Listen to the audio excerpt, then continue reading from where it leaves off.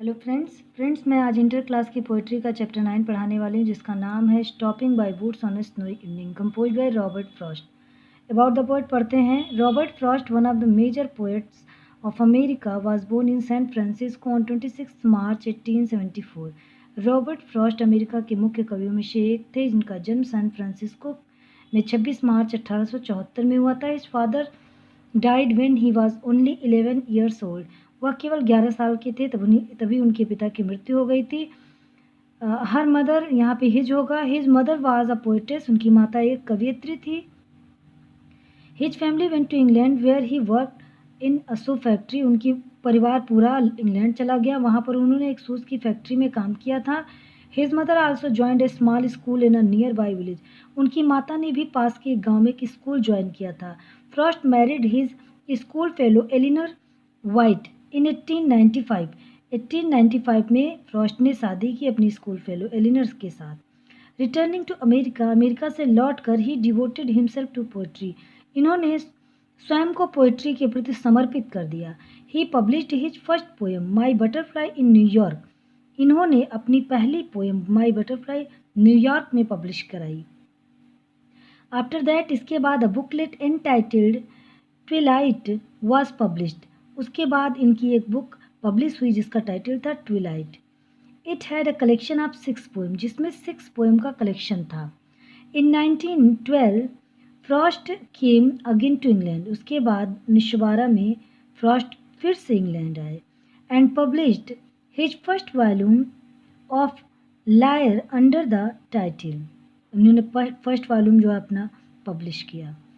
A boy's will in 1930। इनका जो title था अ बॉयज़ विल था टाइटल इनका, जो इनको वॉल्यूम पब्लिश हुई थी। In 1915, he came back to America where he became a professor of poetry. 1915 में यह अमेरिका आए और वहाँ पर यह काव्य के प्रोफेसर बन गए ऑफ हार्वर्ड यूनिवर्सिटी की। He was awarded Pulitzer Prize in America. America में इन्हें पुलिट्जर प्राइज भी प्राप्त हुआ। ही डाइड इन जनवरी 1963। 1963 में इनकी मृत्यु हो गई। अब आगे देखते हैं।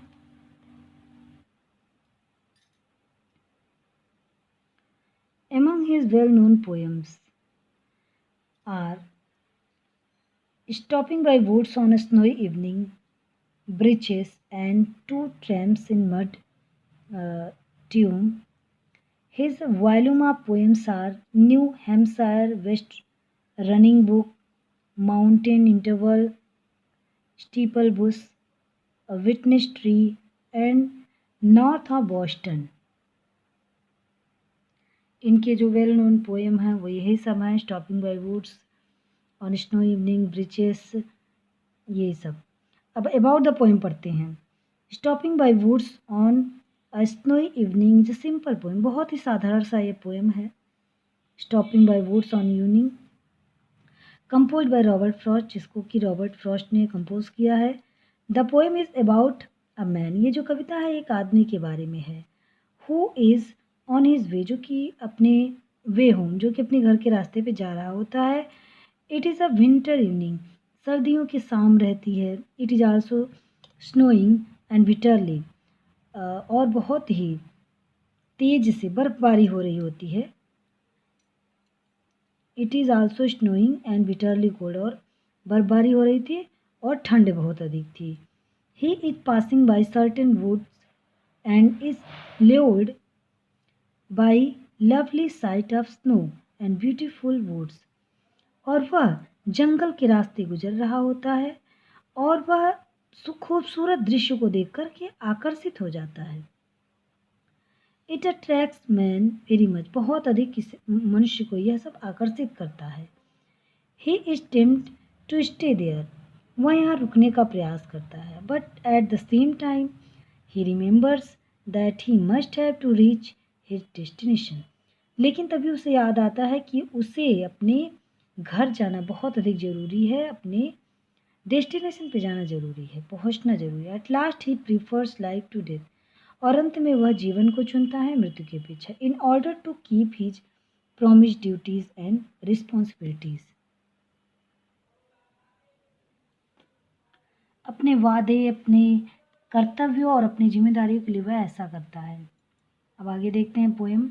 Whose woods these are I think I know. जो यात्री रहता है वो कहता है, पथिक जो रहता है वो सोचता है कि ये वुड्स में तो होता है जंगल। हुज वुड्स, ये किसका जंगल है? आई थिंक आई नो, मुझे लगता है कि मैं उसे जानता हूँ, उस व्यक्ति को जिसका ये जंगल है मैं उसे जानता हूँ। His house is in the village, उसका जो घर है वह गांव में है। Though he will not see me stopping here, यद्यपि वह मुझे यहाँ रुकते हुए नहीं देखेगा, क्योंकि उसका घर जो है वो तो गांव में है और जंगल में वो देख नहीं रहा है, इसलिए वो मुझे यहाँ रुकते देखेगा नहीं। To watch his woods fill up with snow, वह ये नहीं देख पाएगा कि मैं यहाँ पर खड़ा हूँ और मैं उसके जंगल का अवलोकन कर रहा हूँ, उसे देख रहा हूँ जो कि बर्फ से ढका हुआ है। बहुत ही खूबसूरत सा दृश्य है। My little horse must think it queer, मेरा जो घोड़ा है ये सोच रहा होगा, ये निश्चय ही ये सोच रहा होगा कि ये बड़ा असाधारण सा है। क्वियर मतलब असाधारण, यह असाधारण है कि मैं बीच में जो रुका हूँ। To stop without a farm house near, क्योंकि मैं फार्म हाउस के पास नहीं हूँ, बीच में रुका हूँ, तो ये घोड़े के लिए थोड़ा सा चौंकने वाली बात है कि बीच में मैं क्यों रुका हूँ। Between the wood and frozen lake, जंगल और झील के बीच में मैं रुका हूँ, तो ये घोड़ा सोचता होगा कि ऐसा क्यों है कि मैं झील और जंगल के मध्य में क्यों रुकता हूँ। ऐसा होता नहीं है, मैं अपने मंजिल पे ही जाकर रुकता हूँ। फार्म हाउस के निकट ही रुकने का घोड़े का आदत है। The darkest evening of the year, बहुत ही अंधेरी रात है, अंधेरी संध्या है। ऐसा लगता है कि पूरे वर्ष का यह सबसे अंधेरा शाम है। चलिए आगे देखते हैं।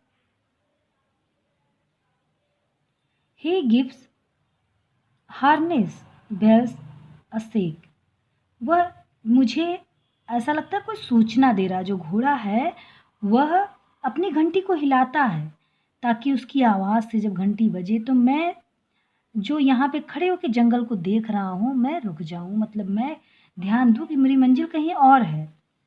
To ask if there is some mistake, वह मुझे याद दिलाता है कि कहीं मैं गलती से तो नहीं रुक गया हूँ। The only other sounds the sweep of easy wind and downy flake, जैसे लगता है कि घोड़ा याद दिला रहा है कि कहीं मैं मिस्टेक से तो नहीं रुक गया, मतलब पथिक जो है वो मिस्टेक से तो नहीं रुक गया। द ओनली अदर साउंड, अब उसकी घंटी के अलावा यहाँ पर जो आवाज़ है वह है धीमी धीमी आवाज़, easy wind and downy flake, मतलब कि हवा बहुत धीमे धीमे चल रहा है वही आवाज़ है।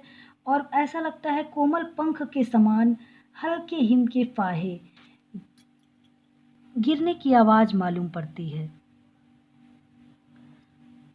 But I have promised to keep and miles to go before I sleep and miles to go before I sleep, लेकिन जो पथिक है वह जंगल को देखता है, जंगल बहुत सुंदर लगता है, लेकिन फिर उसे याद आता है but I have promised to keep, लेकिन उसे याद आता है कि उसे घर जाना है, उसका कुछ कर्तव्य है। एंड माइल्स टू गो, और सोने से पहले मुझे मीलों चलना है, मीलों चल करके अपनी मंजिल पर पहुंचना है, क्योंकि उसका जो कर्तव्य है यदि वह यहाँ रुक करके आनंद लेने लगेगा तो उसका कर्तव्य अधूरा रह जाएगा। इसलिए पहले उसे घर जाना चाहिए और अपने कर्तव्यों का पालन करना चाहिए, और वह जल्दी से चलने लगता है। तो इस प्रकार से पोएम ख़त्म हुआ। आपको ये पोएम कैसा लगा प्लीज़ ज़रूर बताइएगा। Thank you for watching this video.